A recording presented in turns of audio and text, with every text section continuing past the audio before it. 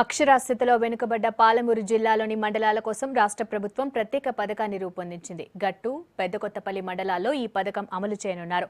Pilot project కింద ఎంపిక చేసిన ఈ మండలాల్లోని చిన్నారులకు 3 పూటలా భోజనం పెట్టి అక్షరాస్యతను పెంపొందించేందుకు ప్రత్యేక కార్యాచరణను మొదలుపెట్టింది ప్రభుత్వం.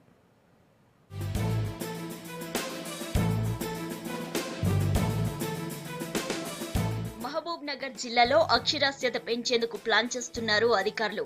అక్షరాస్యతలో వెనుకబడ్డ గట్టు, పెదకొత్తపల్లి మండలాల్లోని వలస కుటుంబాల చిన్నారులకు 3 పూటలా అన్నం పెట్టి చదువు చెప్పించనున్నారు. 2 మండలాలను పైలట్ ప్రాజెక్టుగా ఎంపిక చేసుకున్న అధికారులు ఇప్పటికే ప్రత్యేక కార్యాచరణ మొదలుపెట్టారు.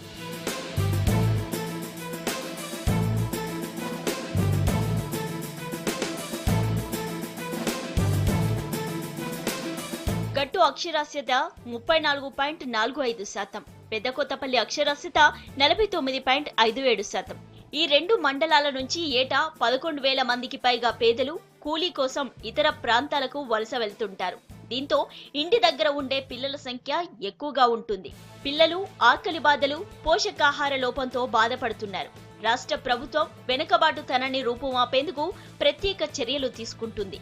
గట్టు, పెదకొత్తపల్లి మండలాల్లోని గ్రామాల్లో అక్షరాస్యత పెంచేందుకు ప్రత్యేక చర్యలు ప్రారంభించారు అధికారులు.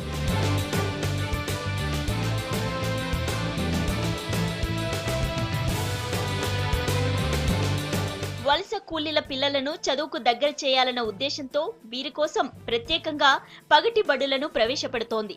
ఈ నెల 26 నుంచి ఈ పథకాన్ని అమలు చేయనుంది ప్రభుత్వం. స్కూల్స్ లోనే ఉదయం టిఫిన్ నుంచి రాత్రి భోజనం వరకు 3 పూటలా భోజనం పెడతారు.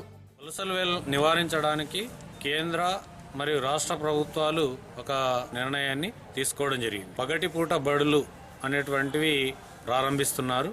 ఉదయం 7 గంటల నుంచి 9 గంటల వరకు మరియు సాయంత్రం 4 గంటల నుంచి 7 గంటల వరకు ఉదయం టిఫిను, మధ్యాహ్న భోజనము మరియు రాత్రి భోజనం కూడా ఏర్పాటు చేసి ఒక విద్యా వాలంటీర్ని నియమించి ఈ అక్షరాస్యత నిర్మూలించడానికి గట్టు, పెదకొత్తపల్లి మండలాల్లో ఈ స్కీమ్ ను పకడ్బందీగా అమలు చేసే బాధ్యతను విద్యాశాఖ అధికారులకు అప్పగించారు. వలస కూలీల కుటుంబాల కోసం ప్రవేశపెట్టిన ఈ పథకంపై సంతోషం వ్యక్తం చేస్తున్నారు విద్యావేత్తలు.